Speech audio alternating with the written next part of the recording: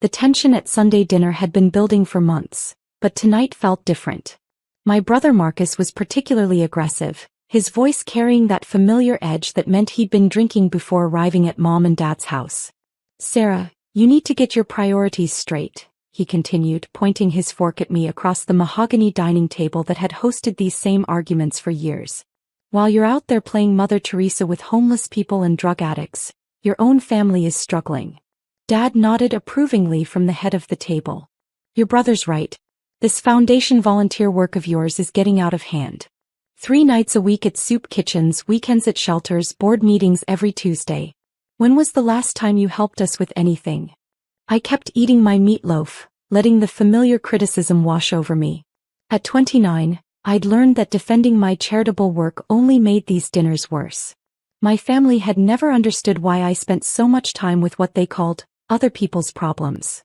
"Remember when I needed help moving last month?" Marcus pressed on. "You were at some charity gala instead of helping your own brother. Family comes first, Sarah. Always." Mom set down her water glass with that disappointed sigh I'd been hearing since childhood. "Sweetheart, we're not saying charity is bad, but you're neglecting your real life. Your career, your relationships, your family obligations. This obsession with helping strangers is becoming unhealthy." My sister Jennifer, always eager to pile on when I was the target, leaned forward conspiratorially. "Honestly, Sarah, it's starting to look like you're running away from your own life. Like you're trying to feel important by inserting yourself into other people's tragedies." The words stung because they contained just enough truth to hurt. My family had always seen me as the soft one, the bleeding heart who couldn't handle real-world success. While Marcus ran his construction company, Jennifer climbed the corporate ladder at a marketing firm, and my younger brother David finished his MBA. I spent my days coordinating food drives and grant applications. "What kind of career prospects do you think this volunteer coordinator position offers?" Dad asked, cutting into his meat with surgical precision. "You're 30 next year, Sarah. It's time to think about building something for yourself." Marcus laughed bitterly. "She makes like $35,000 a year coordinating charity events. Meanwhile, I'm pulling in 6 figures running actual businesses that employ real people and contribute to the economy." "At least Jennifer's marketing job has growth potential," Mom added. "But this nonprofit sector, it's just not sustainable, honey. You can't build a real life on good intentions." I finished chewing and swallowed carefully before responding. "I understand your concerns about my financial stability." "It's not just financial," Jennifer interrupted. "It's about priorities. Last Christmas, you spent Christmas morning serving breakfast at a homeless shelter instead of being here for family gift exchange. That hurt Mom's feelings." Mom nodded sadly. "It did hurt. I understand wanting to help people, but your family should come first. We've been in your life for 29 years. These strangers you help? They'll forget you the moment you stop showing up."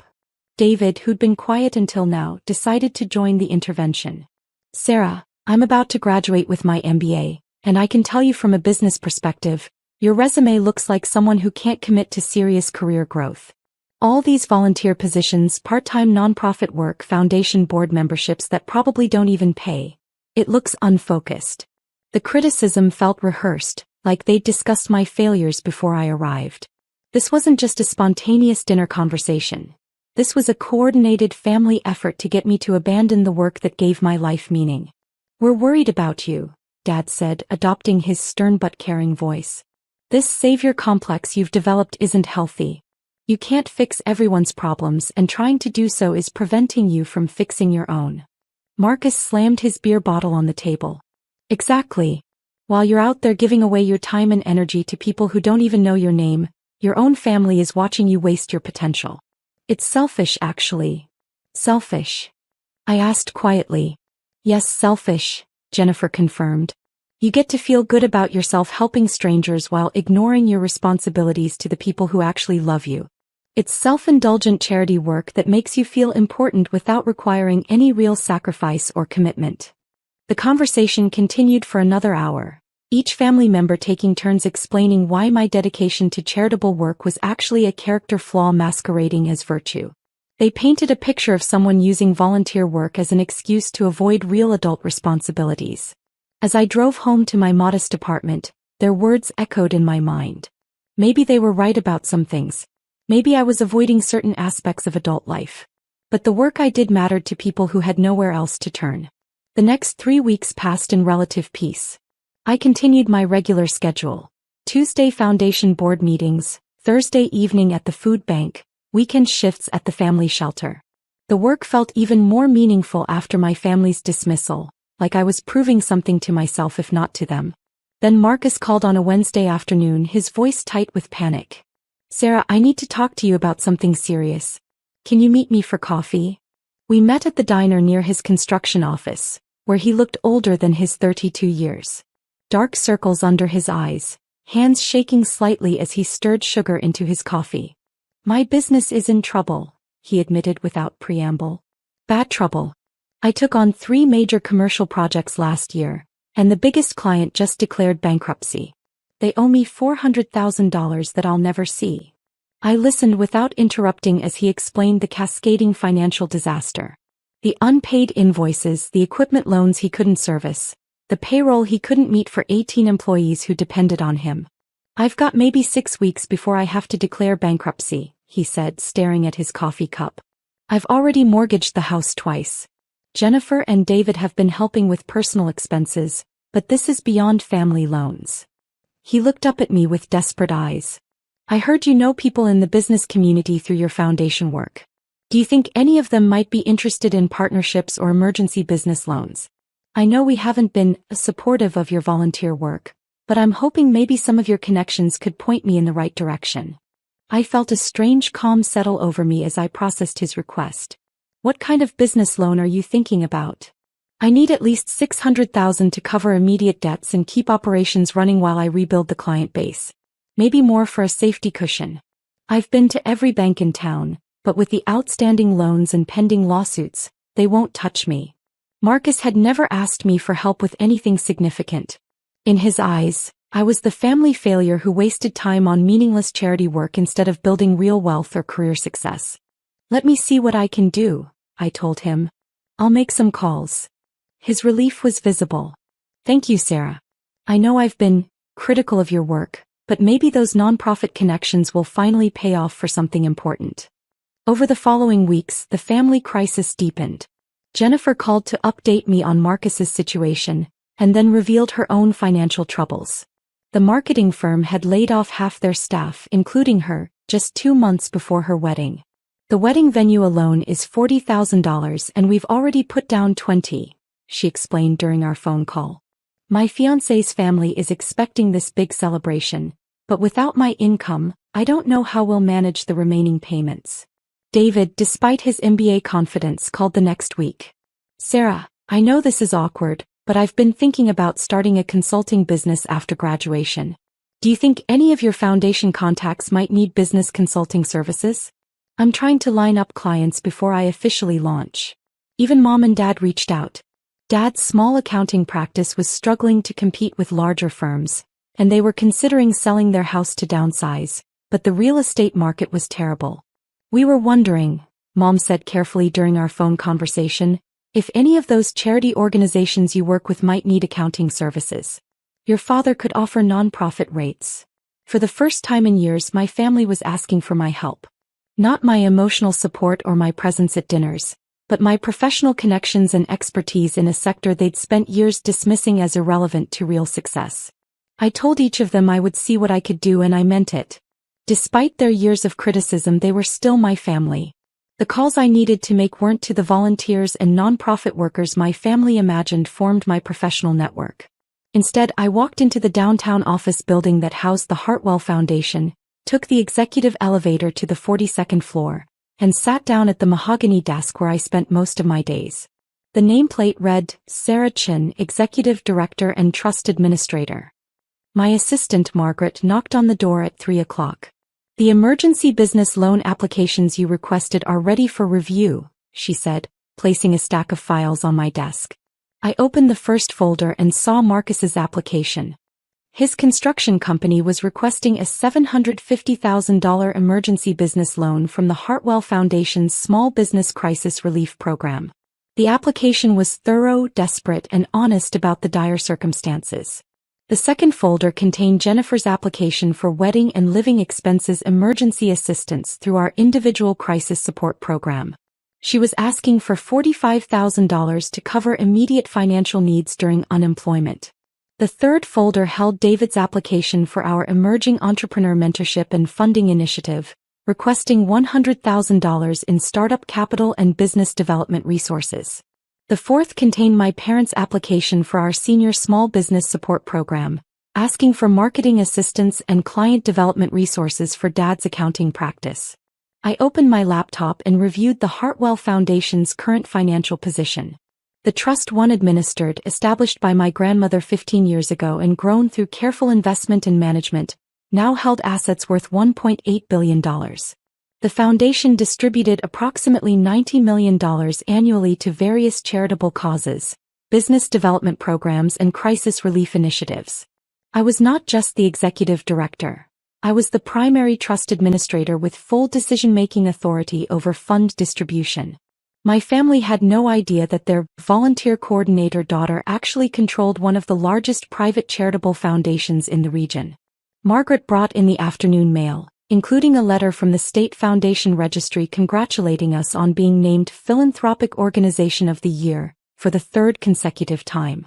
Forbes had called twice requesting interviews about innovative charitable funding models. I reviewed each family member's application with the same professional standards I applied to all requests. Marcus's business had poor financial management and high debt-to-asset ratios, making it a risky investment for foundation funds. Jennifer's request was for personal expenses rather than charitable or community development purposes, which fell outside our funding guidelines. David's startup idea lacked the social impact component required for our entrepreneurship program. My parents' accounting practice served primarily affluent individual clients rather than nonprofit organizations or underserved communities. None of their applications met the foundation's established criteria for funding approval. I had created these criteria myself, based on 15 years of learning how to deploy charitable resources for maximum community impact. Personal financial crises, business failures due to poor planning, wedding expenses, and traditional business development fell outside our mission of addressing systemic poverty, supporting innovative social programs, and building sustainable community resources. My phone rang at 4:30. Marcus calling for an update on my inquiries about business loan possibilities. Sarah, have you heard anything from your foundation contacts? I'm running out of time here and my lawyer says bankruptcy might be the only option if I can't find emergency funding soon. I looked at his application on my desk, then at the framed photo of last year's food bank expansion project that had fed 12,000 additional families. Marcus had never asked about that project, never shown interest in the housing development for homeless veterans, never inquired about the scholarship program that had sent 43 low-income students to college. I'm still reviewing options, I told him honestly. Any sense of timeline? Because I've got 18 employees who might lose their jobs if I can't make payroll next month. The irony wasn't lost on me. Marcus had built his identity around being the successful family member, the one with the real job, that contributed to the economy and employed other people. Now he needed help from the sister whose fake job, at a foundation he'd never bothered to learn about. Jennifer called that evening. Sarah, I know you're trying to help, but time is really running out on the wedding venue deposit. If we lose that, we lose everything we've already paid. David sent a text.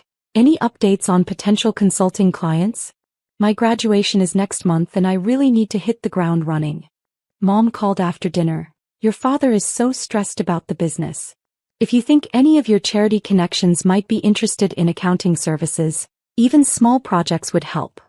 I scheduled individual meetings with each of them for the following week, asking them to come to my office to discuss the possibilities I'd been researching. None of them asked where my office was located or what organization I worked for. They assumed I was arranging meetings at the community center where they thought I volunteered. Marcus arrived first on Tuesday at 10 o'clock. The building directory in the lobby listed the Hartwell Foundation as occupying floors 40 through 42, but he took the elevator I directed him to without reading the listings. When he walked into my office, his expression shifted from hopeful to confused.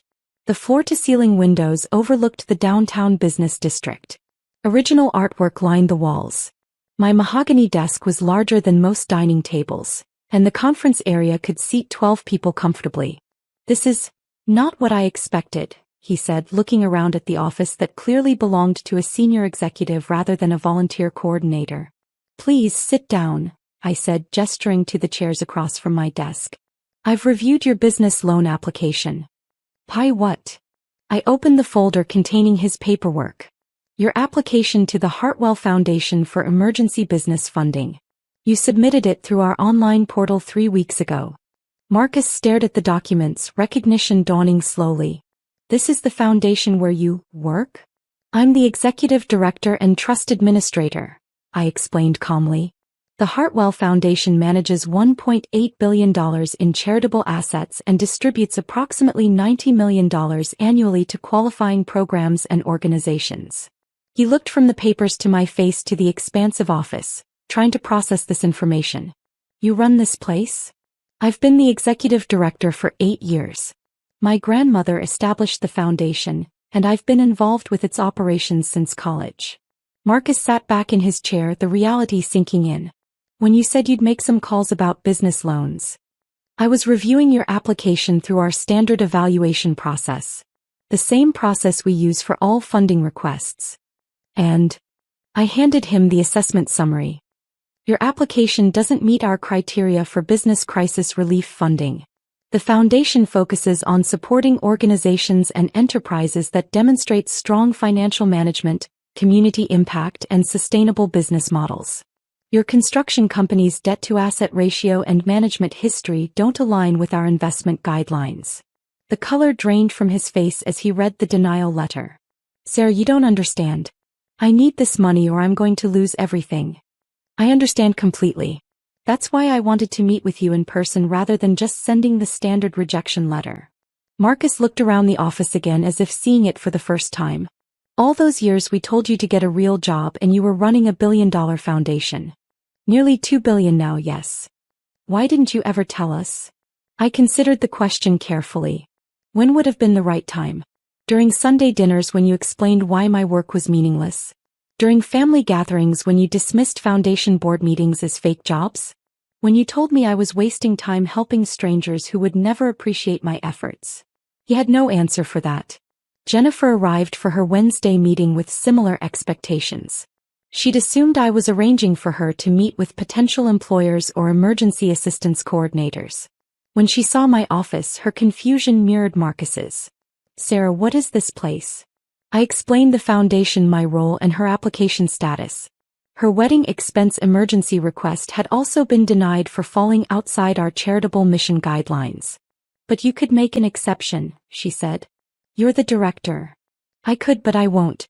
The foundation's resources are designated for charitable purposes that serve underserved populations and create lasting community impact. Wedding expenses don't qualify." Jennifer's shock gave way to anger. "So you'll help complete strangers but not your own sister?" "I help people who meet our criteria for assistance regardless of their relationship to me. The foundation has funded over 200 small businesses in the past 5 years, but only those that demonstrate community benefit and sustainable financial planning." "This is insane," Jennifer said. "You've been pretending to be some struggling volunteer while actually controlling billions of dollars?" "I've never pretended anything. You assumed my work was unimportant without ever asking what I actually did." David's Thursday meeting followed the same pattern. His startup consulting business application was denied for lacking the social impact component required for our entrepreneurship program funding. "You could fund my business," he argued. "Then I could hire employees and contribute to the economy. That's social impact. Our entrepreneurship program specifically supports businesses that address underserved market needs or provide essential services to disadvantaged populations. Traditional business consulting doesn't meet those criteria." "But I'm your brother." "Which is exactly why I have to hold your application to the same standards as everyone else's. Any appearance of favoritism would compromise the foundation's integrity and my professional ethics." My parents arrived together for Friday's meeting, both dressed in their best business attire to make a good impression on the foundation contacts they thought I had arranged for them to meet. When they realized I was the foundation executive they'd come to see, Mom actually gasped audibly. Sarah, honey, you work here? I run the foundation, Mom. Have for 8 years. Dad looked at the financial documents I presented. Your organization has nearly $2 billion in assets? $1.8 billion as of the most recent quarterly report, yes. They sat in stunned silence as I explained that their application for small business support had been evaluated and declined. Dad's accounting practice served affluent individual clients rather than nonprofit organizations or low-income individuals, which placed it outside our mission focus. All these years, Mom said quietly, we thought you were just volunteering at soup kitchens and homeless shelters. I do volunteer at soup kitchens and homeless shelters. I also administrate foundation grants that fund soup kitchens and homeless shelters throughout the region. The foundation has distributed $8.4 million to food security programs in the past 3 years alone. Why didn't you tell us? Dad asked. I looked at both of my parents across the mahogany conference table. Because every time I tried to talk about my work, you told me it was meaningless. Every foundation board meeting I attended was dismissed as a fake job. Every charitable project I coordinated was described as playing pretend philanthropist. Mom's eyes filled with tears. We didn't know. You didn't ask. In 15 years of doing this work, not one family member ever asked what specific organizations I worked with, what my actual job responsibilities were, or why I was passionate about charitable work. You assumed it was all unpaid volunteering because that fit your narrative about my life choices. Dad stared at the grant distribution reports I'd spread across the table. The Hartwell Foundation. I've seen this name in the newspaper. You fund the new community health center. We provided the primary funding, yes. Along with the housing development for homeless veterans, the job training program at the community college, and the small business incubator in the economic development district. And you've been doing this work the whole time we've been telling you to get a real job? Yes. The following week brought a series of difficult phone calls from my family members. Marcus called first, his voice hollow with defeat. Sarah, I had to file for bankruptcy yesterday. The lawyers said there was no other option. I'm going to lose the business, probably the house too. I listened without comment as he described meeting with his employees to explain the layoffs, the equipment being repossessed, the years of work dissolving into legal proceedings. I keep thinking about what you said, he continued. About how I never asked what you actually did for work. I was so arrogant, assuming I knew better about success and career building. Jennifer called to report that she'd lost the wedding venue deposit and was planning a much smaller ceremony. My fiancé's family thinks I'm a financial disaster, she said. They're not wrong. David graduated without the startup capital he'd counted on. I'm moving back in with Mom and Dad while I look for a regular job, he admitted. Turns out an MBA doesn't guarantee anything. Mom called to say they were listing the house for sale. Your father's practice isn't generating enough income to maintain the mortgage payments. We're looking at apartments now. During each conversation, I offered emotional support but no financial assistance.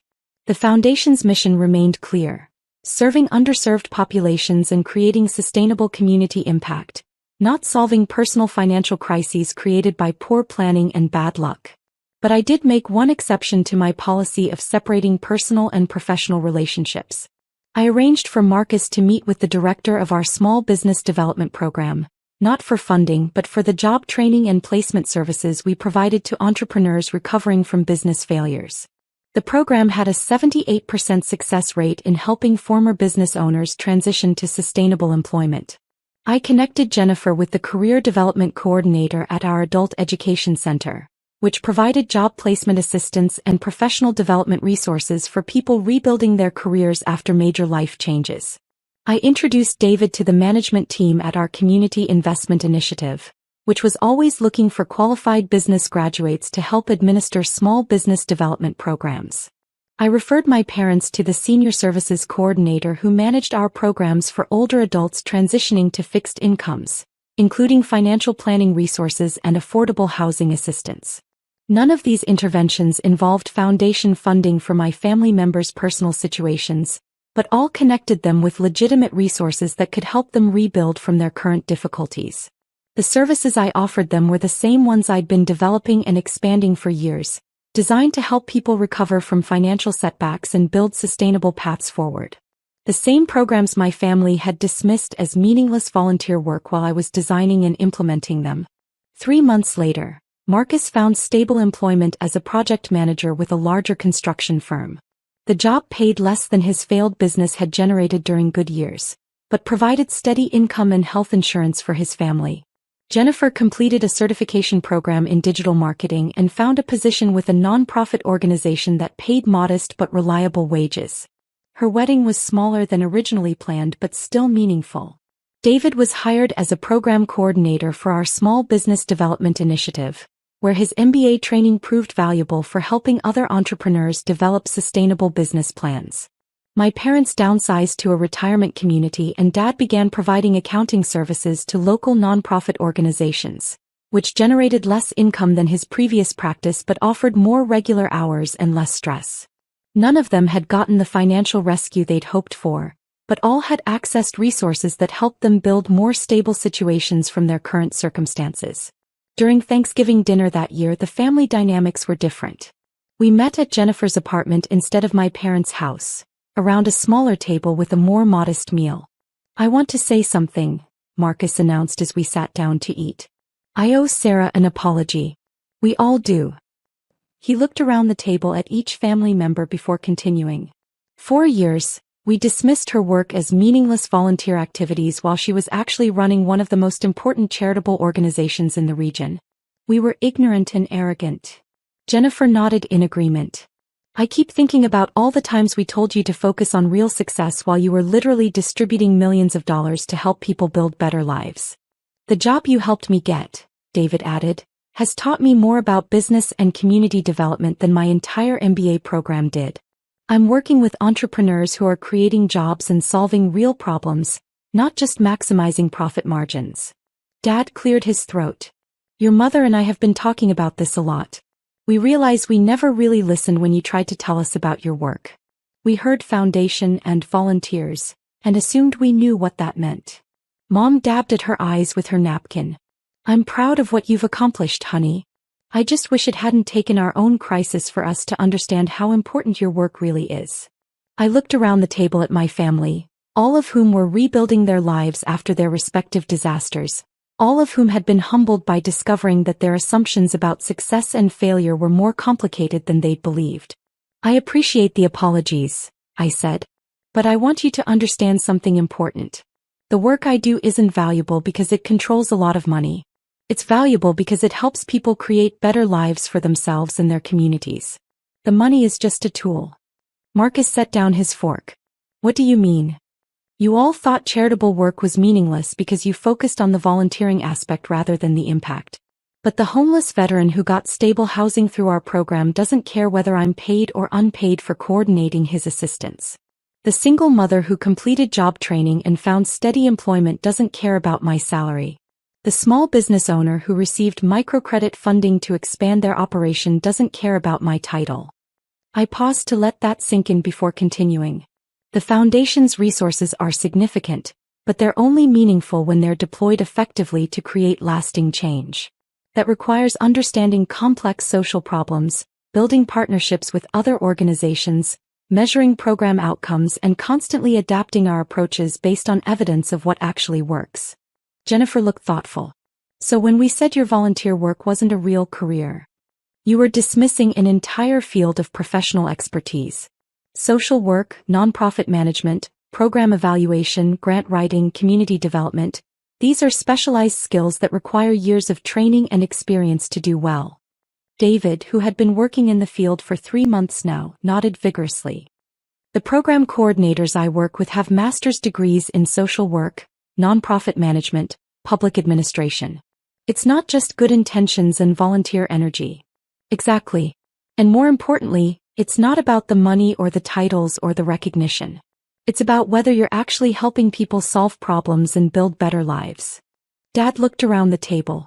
"So when we said family comes first, you were asking me to prioritize your immediate wants over other people's fundamental needs. Marcus needed business funding, but the families in our housing program needed shelter. Jennifer wanted wedding money, but the students in our scholarship program needed education. Those weren't equivalent priorities." Mom spoke quietly. We thought we were more important because we're family. You are important because you're family. That's why I connected each of you with programs that could provide genuine help rebuilding your situations. But being family doesn't entitle you to foundation resources that are designated for charitable purposes. The conversation continued through dinner and beyond, with my family asking detailed questions about the foundation's work for the first time in 15 years. They wanted to understand the programs they'd dismissed, the impact they'd never inquired about, the expertise they'd never acknowledged. By the end of the evening, something had fundamentally shifted in our relationships. My family finally understood that I hadn't been wasting time helping strangers instead of helping them. I had been building systems that could help thousands of people, including them when they eventually needed it, but only through programs designed to create lasting change rather than temporary rescue. The strangers I helped weren't really strangers at all. They were community members whose success strengthened the entire social fabric that supported all of us. My family had just never understood that until they became part of that community themselves. People who needed assistance, resources, and support to rebuild their lives. As I drove home that night, I reflected on how the crisis had revealed something important about both charity and family. True generosity isn't about rescuing people from the consequences of their choices. It's about creating systems that help people build sustainable, dignified lives for themselves. My family had learned that the hard way, but they had learned it.